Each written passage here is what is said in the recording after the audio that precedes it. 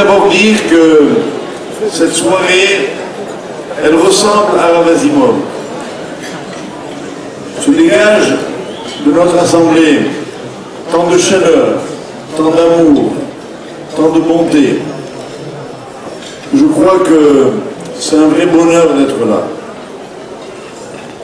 J'aimerais juste évoquer très brièvement deux souvenirs. Le premier d'entre eux, je le dois à un ami qui m'avait invité. Un 19 Kislev, c'était en 1980, si j'ai bonne mémoire, alors que j'étais rabbin de Marseille, car ce monsieur avait été l'invité personnel du rabbi pour cette occasion. Et j'ai eu le privilège que j'oublierai jamais d'être présent au 770, comme on dit chez nous, à 1 mètre du rabbi. Il y avait entre lui et moi une seule personne. Et j'ai écouté pendant des heures cette source intarissable de Torah parler avec une chaleur, avec une fougue, avec une profondeur extraordinaire. Non seulement ce local était plein comme un œuf, mais ses propos étaient diffusés dans tout le monde entier, simultanément, sur différentes chaînes de télévision câblée, et traduits dans 7 langues. C'est un souvenir pour moi, bien sûr, inoubliable.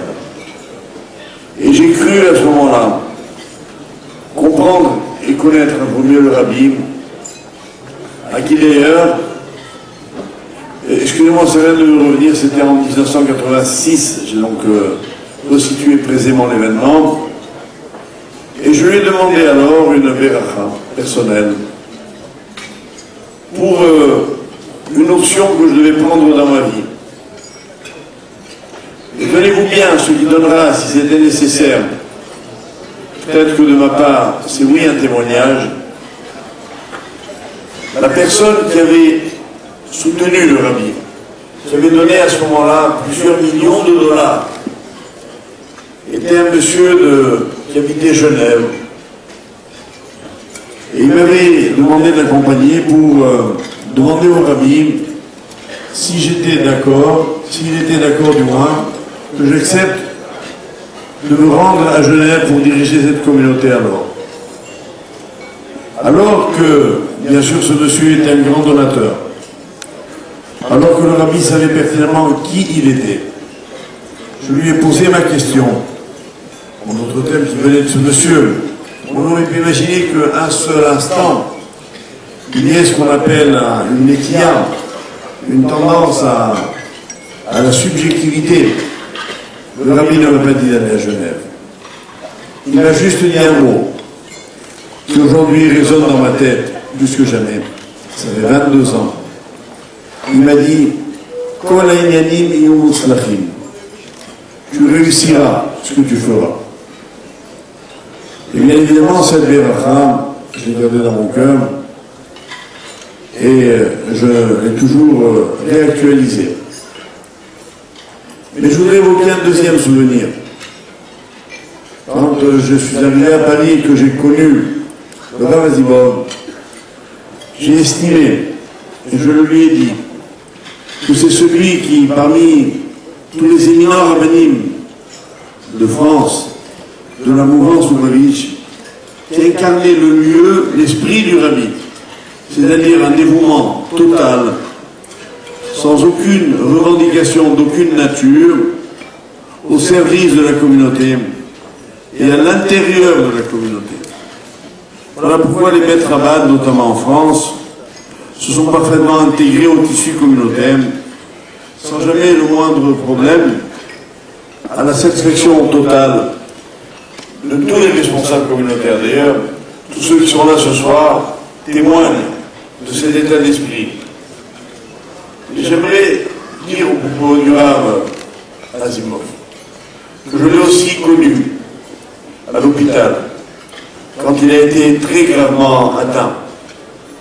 Je me souviens être non seulement venu le voir alors qu'il était au plus mal, comme beaucoup d'autres priaient pour lui, et l'avoir vu ensuite en rééducation, où Hachem de nouveau nous a mis l'un près de l'autre, et où je l'ai vu, comme moi, réapprendre à marcher, réapprendre à vivre. J'ai connu un bonheur indicible de le savoir totalement remis. Et voilà pourquoi tout à l'heure, dans le bref enregistrement qui vous a été projeté, je lui souhaitais ce que je continue de lui souhaiter aujourd'hui, que nous nous donnions la main pour courir Mikrat Melech HaMashiach Bezrat Hashem très bientôt. Amen. Je suis persuadé que ça ne va pas tarder.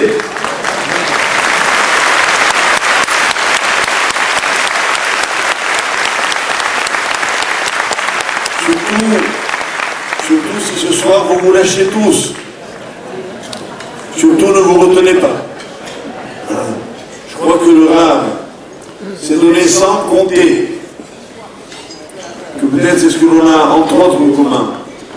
De tout donner, même sa santé, et s'il le fallait même sa vie. Mais cet engagement intégral au sens propre du terme qui caractérise le Rav Azimov, moi je voudrais lui souhaiter de le vivre dans la santé, dans la longue vie et le bonheur, parce qu'il le mérite. Mais comment aurait-il pu faire autrement?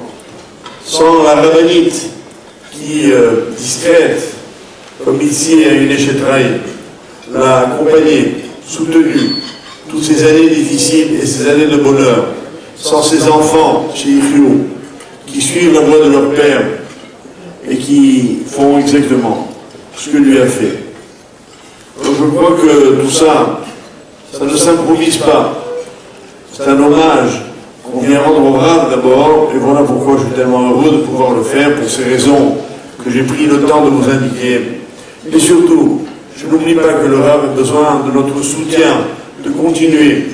Il ne s'agit pas que, en partant d'ici dans quelques instants ou dans quelques heures, on tourne définitivement le dos à une œuvre qui doit continuer après nous et dont nous devons avoir le mérite de pouvoir y participer.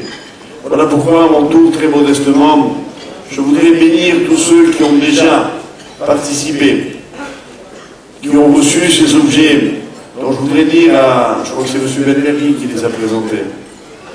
Il a insisté sur le fait qu'ils sont en argent massif, je ne sais pas si vous avez remarqué. Ça me fait penser à une histoire vraie, qui s'est produite avec celui qu'on appelait le Rav de Yerushalayim, qui, il y a quelques décennies, il vivait dans une très grande simplicité. Et un jour, le Rav rentre chez lui, et il trouve sur la table, branlant de sa salle à manger, une magnifique menorah. Alors il demande à sa femme qu'est-ce que c'est. Et elle lui dit, c'est un de tes élèves qui a voulu t'offrir un cadeau à l'approche de Hanouka. Alors le Rav lui dit, il s'agit du Rav Ari Lévin, excusez-moi, j'ai oublié de préciser son nom. Il lui dit, appelle-moi cet élève, il se présente, et le Rav lui dit, que fait cet objet si luxueux chez moi? Je ne vois pas que ma maison est tellement simple. Il y avait une table, un banc et une armoire. Et l'élève, pour s'excuser, dit, Rabbi, excusez-moi, c'est pas de l'argent massif, c'est du plaqué. Alors le Rav lui dit, reprends-le immédiatement, dans le même objet, il y a l'orgueil et le mensonge. Alors je ne sais pas si dans les objets qu'on va nous donner ce soir, il y a de l'orgueil, mais c'est sûr qu'il n'y a pas de mensonge.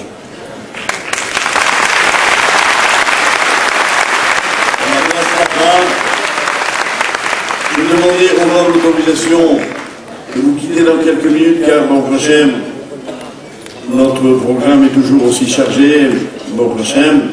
Et je suis attendu ce soir à une soirée où je dois prendre la parole, en principe à 22h30, s'il vous plaît, mais enfin, je ne voudrais pas y arriver trop tard. Merci à tous et je compte sur vous. Je voudrais que le Rav me téléphone demain pour me dire que c'était un très très grand succès au-delà de nos espérances. Et je demande à tous ceux qui envisageaient de participer de multiplier par 2 le don qu'ils avaient prévu. Merci d'avance.